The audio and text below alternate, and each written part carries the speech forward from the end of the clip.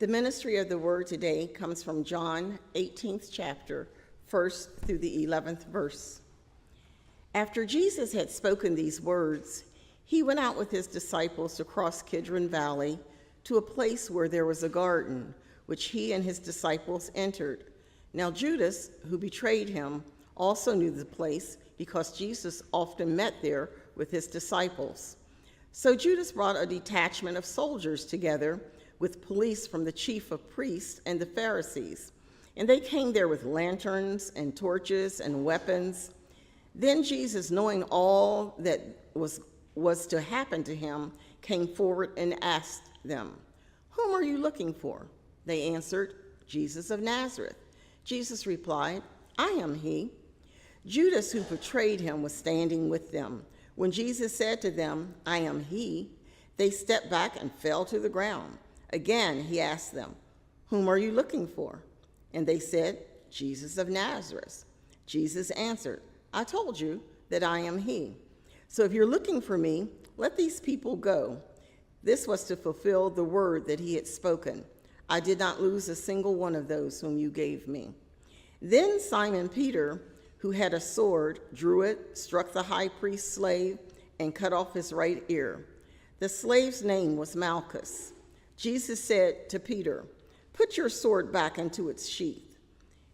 Am I not to drink the cup that the Father has given me?" May God add a blessing to the reading and the hearing of his word.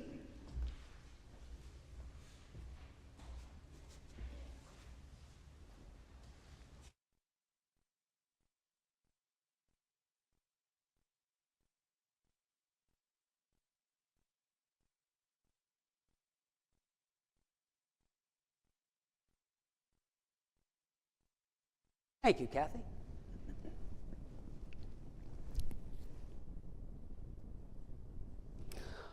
Whatever happened to him? Whatever happened to Malchus?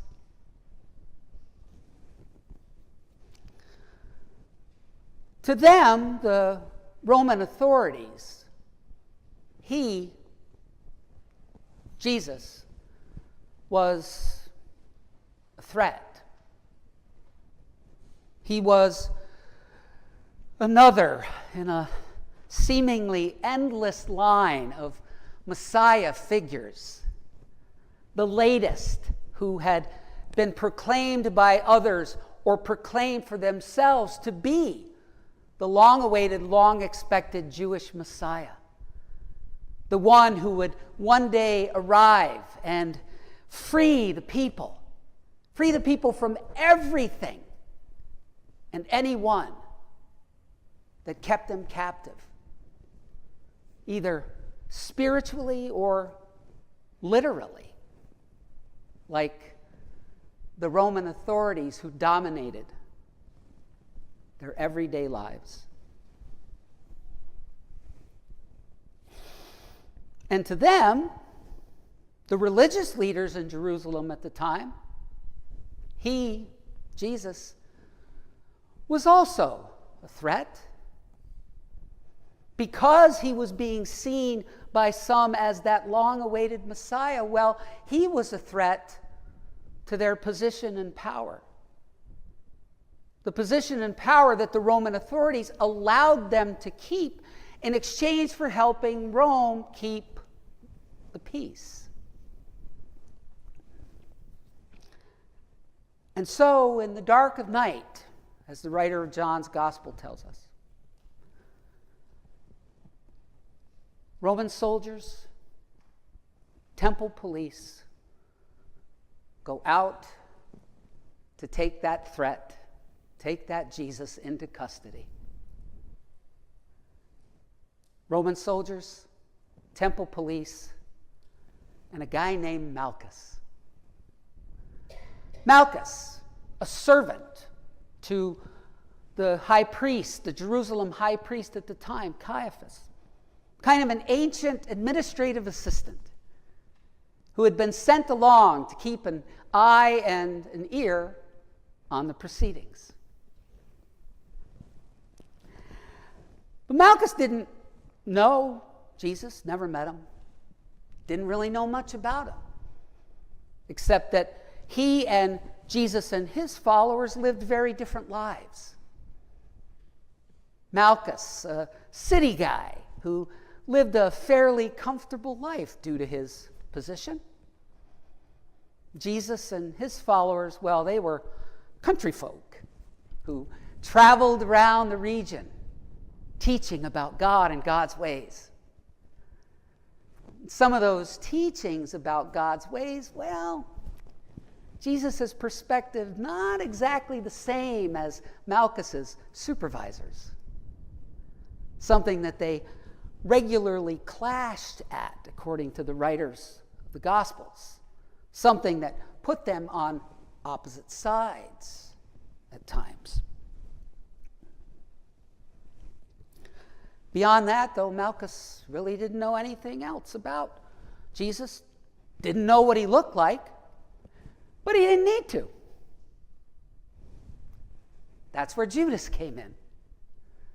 Judas, one of Jesus' closest followers, who for reasons unknown to Malchus had agreed to lead the hunting party to where Jesus would be that night. To the garden that Judas knew that Jesus would be in. But it turns out the hunting party really didn't need Judas after all. Because as soon as the Roman soldiers and temple police and Malchus arrive at the garden, well, instead of waiting to be taken into custody, Jesus goes right up to them. He goes right up to meet them. Well, of course he does, because that's John's Jesus. See, scholars often refer to the Gospel of John as the fourth gospel, in comparison to the other three, Matthew, Mark, and Luke, which scholars often refer to as the synoptic gospels. Synoptic, a word which means similar. It represents the idea that Matthew, Mark, and Luke place a similar emphasis, more emphasis on the earthly Jesus than the divine Jesus, the Christ. Whereas John's gospel, the fourth gospel, it's reversed. John's gospel places more emphasis on the divine Christ, more than the earthly Jesus. The divine Christ, what the New Testament scholar Stephen Harris refers to as the human form of God's eternal word. And the writer of John's gospel sets that out for us right from the start. In the very first words of that gospel, that famous verse, "In the beginning was the Word, and the Word was with God, and the Word was God." John's Jesus is in control from start to finish of everything. He knows what's going to happen. He orchestrates most of it. So, of course, he simply goes right up to the hunting party and says, "Hey, guys, who are you looking for?" And when they tell him Jesus of Nazareth, he says, "I am he." And while that might seem like a very casual way of saying, "You found him," it really isn't. It is further reinforcement of John's emphasis on the divine Christ. You see, that response, "I am he," is very close to "I am." The words which God speaks to Moses out of the burning bush when God sends Moses to help free the Israelites during their time of captivity in ancient Egypt.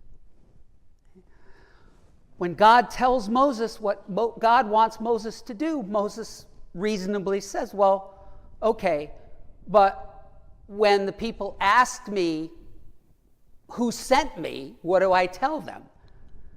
And from the burning bush, God says, "Tell them, I am sent you." In John's gospel, far more than the other three, Jesus makes over and over and over again these I am types of statements, this further emphasis on the divinity, the divine Christ.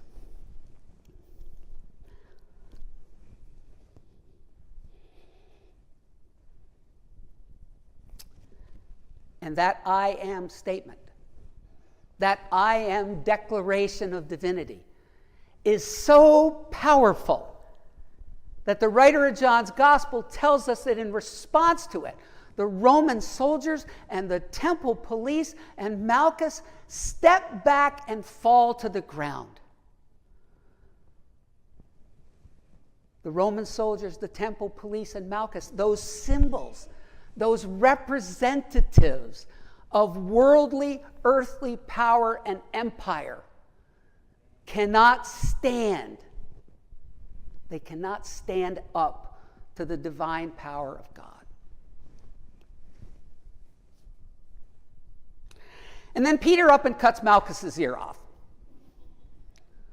What? What are you doing, Peter? It's always Peter, isn't it? It's always Peter. Just up and cuts Malchus's ear off. And Jesus says, put your sword away. Put your sword away. And that, my friends, is both the first and the last we ever see or hear of Malchus.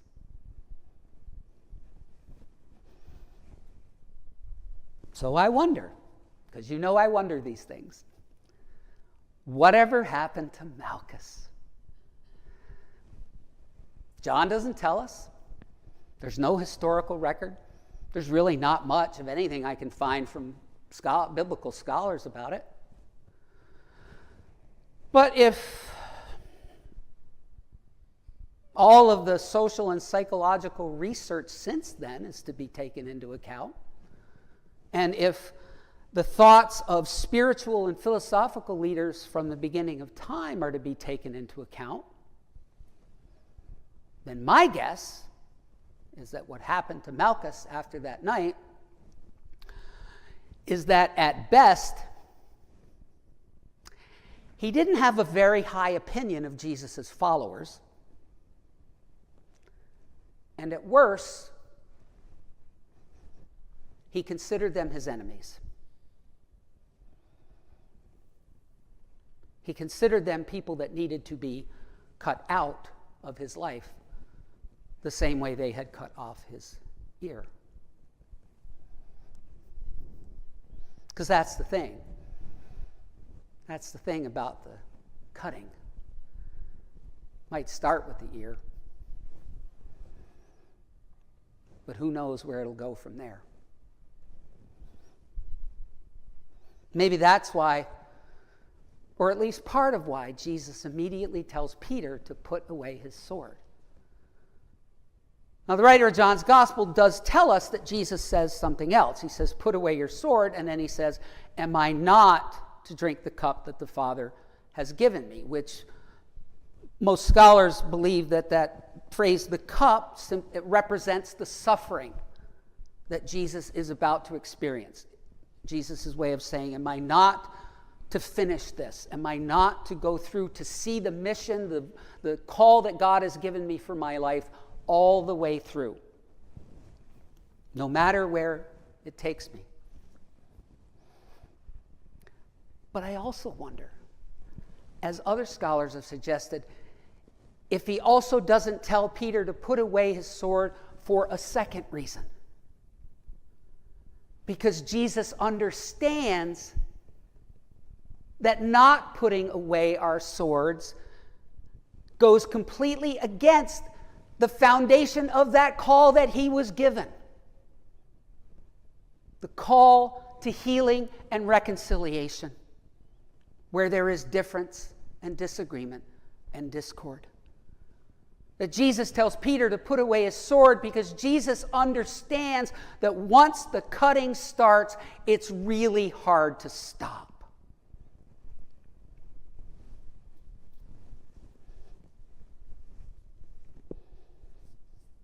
whether it is in our individual lives, our families, our communities, our nation, and our world.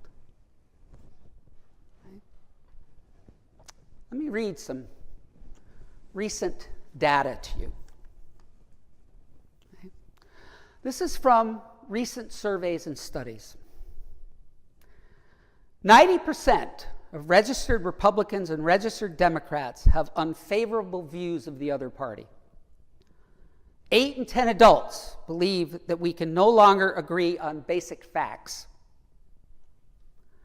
2/3 of single adults in our country would absolutely refuse to marry someone who belonged to a different political party.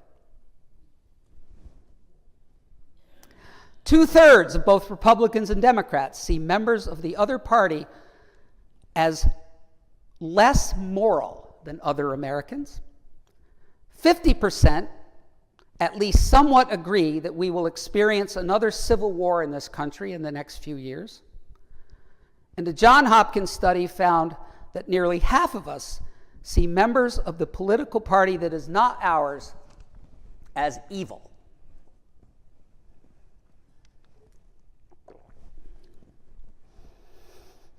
Jesus tells Peter to put his sword away because he knows that once the cutting starts, it's really hard to stop.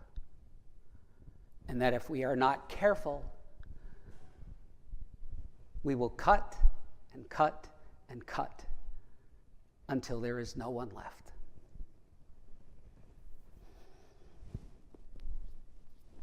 Jesus knows that once the cutting starts, it's hard to stop. Or, as the psychologist and author Jonathan Alpert refers to it, the splitting.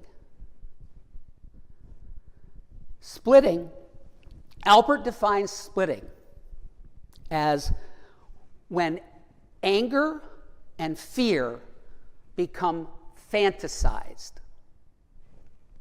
And what he means by that is that splitting occurs when what are valid concerns about issues and behaviors transform into characterizations of others as toxic or evil. And Alpert says that when that happens, it leads us to a place where disagreement now becomes harm. Harm that is inflicted on us. Which then, at least it seems to me, can far too easily lead us to a place where everyone and everything becomes a potential threat. And therefore, violence becomes seen as a valid response to that threat.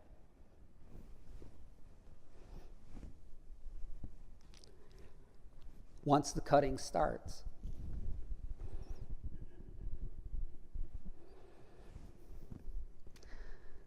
But we are called to something different.